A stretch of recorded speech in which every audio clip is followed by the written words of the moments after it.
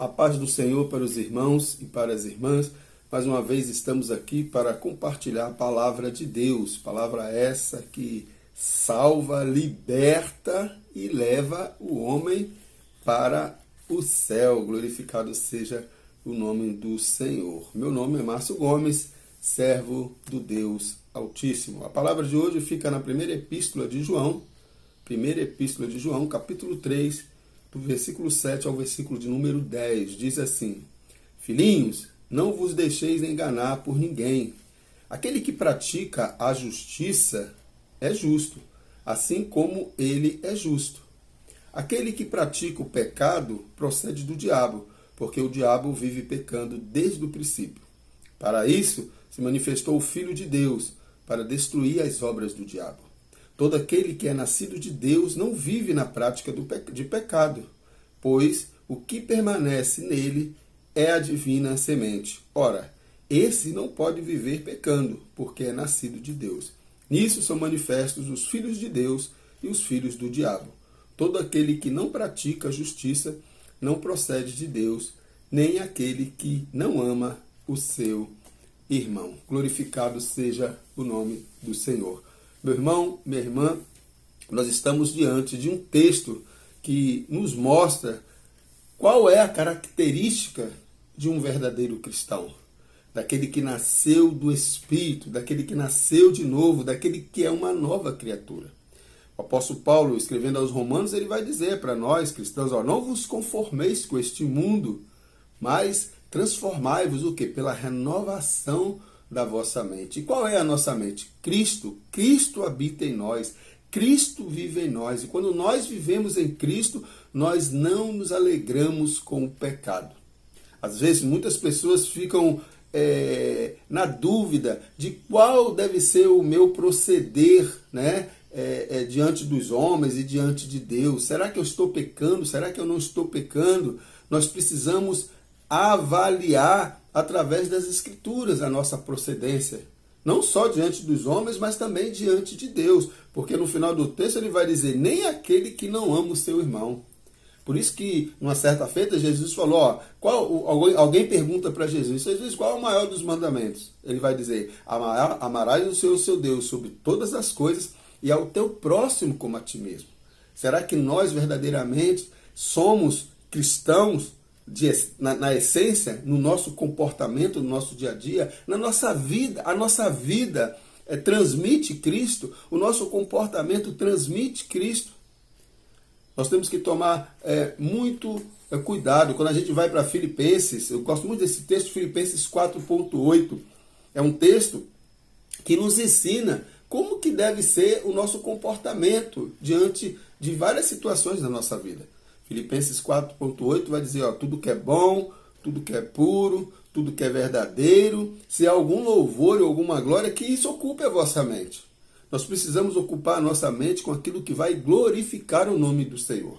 Nós precisamos sempre perguntar: será que este meu comportamento, será que esta minha atitude glorifica o nome do Senhor?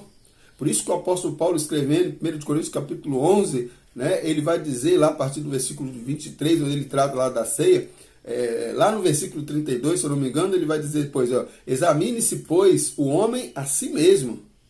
28, acho. Versículo 28. Examine-se, pois, o homem a si mesmo. Depois você coma do pão e beba do cálice. Esse examinar é nós olharmos para nós mesmos e ver se nós estamos coerentes com aquilo que nós falamos. Nós falamos que somos filhos de Deus. Nós falamos que nascemos de novo. Nós falamos que somos novas criaturas. Diante não só dos homens, mas de Deus. O nosso comportamento muda. Será que realmente tem mudado o meu e o nosso comportamento? O texto vai dizer: filhinhos, não vos engane, não se deixe enganar por ninguém. Aquele que pratica a justiça é justo, assim como ele é justo, assim como Cristo é justo. Versículo 8. Aquele que pratica o pecado procede do diabo, porque o diabo vive pecando desde o princípio. Para isso se manifestou o Filho de Deus, para destruir as obras do diabo. Nós não vivemos no pecado. Nós não nos alegramos com o pecado. Nós precisamos entender que na nossa caminhada cristã Vai haver momentos que vamos errar, que vamos falhar, mas nós não nos alegramos com isso. Quando nós pecamos, nós nos entristecemos. Assim como Davi narra lá no Salmo 51, onde ele se derrama, se abre diante, o coração dele diante de Deus e fala para o Senhor: Senhor, eu pequei contra ti, Senhor.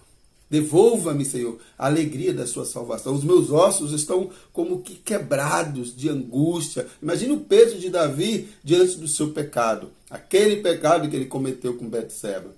E muitas das vezes acontece isso conosco. Nós pecamos, nós nos entristecemos, ficamos aflitos e às vezes achamos que Deus até nos abandonou por conta do nosso pecado, das nossas falhas. Mas não é isso que a Bíblia nos ensina. Na própria Epístola de João vai dizer, aquele que confessar os seus pecados, né? Se confessares os seus pecados, ele é fiel e justo para vos perdoar e vos purificar de toda a injustiça. A diferença do salvo, liberto em Cristo Jesus para as pessoas que estão no mundo, que estão sem Cristo, é que nós não nos alegramos com o pecado.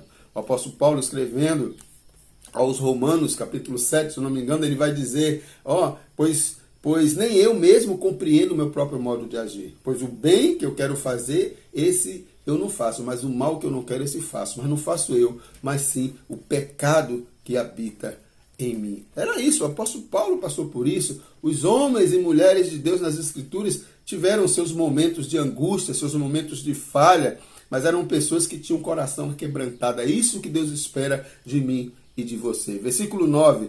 Todo aquele que é nascido de Deus não vive na prática do pecado, pois o que permanece nele é a divina semente. Ele vai dizer, não vive na prática do pecado. Veja bem, está dizendo que você não vai pecar, não vai errar em algum momento da sua vida. Permanece nele e a divina semente. Ora, esse não pode viver pecando, porque é nascido de Deus. Nisso são manifestos os filhos de Deus e os filhos do diabo.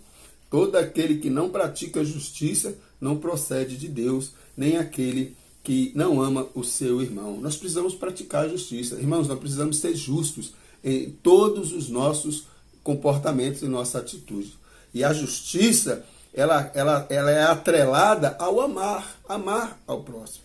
Né? Muita gente acha que amar é você aceitar tudo. Né? É você deixar a pessoa fazer tudo. Não, não é assim. Nós precisamos, em alguns momentos, se necessário, corrigir, mas corrigir com justiça. É isso que o texto está nos ensinando. Nós precisamos ser justos em todos os nossos comportamentos, em todas as nossas escolhas. A justiça tem que fazer parte da nossa vida. Quando nós fazemos isso, certamente seremos abençoados por Deus. Porque Deus ama aquele que faz a justiça. Glorificado seja o nome do Senhor. Meu irmão, minha irmã, se você é nascido de novo, se você é uma nova criatura, toma posse dessa palavra. Né? Reflita sobre isso. Nós precisamos fazer todos os dias, irmãos. Todos os dias refletir como está a nossa vida diante de Deus e diante dos homens. Isso é muito importante para o nosso crescimento espiritual. Né? Que possamos ter firmeza naquilo que nós cremos, para que no momento da adversidade que virão, no momento das lutas, você ter força para suportar.